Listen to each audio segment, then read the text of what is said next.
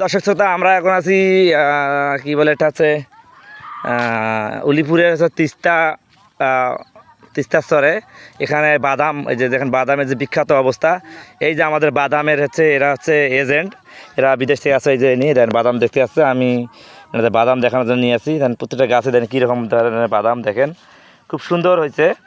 এবং এই বাদামগুলো আমরা বলি যে তিস্তা বা উলিপুর যে বাদামের জন্য বিখ্যাত, তার একটা প্রমাণটা দেখেন। এই যে যতদূর চোখ যাচ্ছে আপনাদের, এই যে ঘরগুলো দেখতেছেন সবগুলো বাদাম দেখার জন্য এই ঘরগুলো। এবং প্রতিটি জায়গায় দেখেন কত সুন্দর বাদাম, দেখেন দেখেন খুব সুন্দর এই বাদাম। তো আমাদের এরা হচ্ছে আমাদের বাদামের মানে বিদেশ থেকে আছে জিএম। এই যে এনারা বাদামের স্যাম্পল দেখতেছে। হ্যাঁ দেখি স্যার, চলবে এটা? চলবে না। হ্যাঁ কাঁচা কাঁচা বাদাম, ভাজা বাদাম নহে।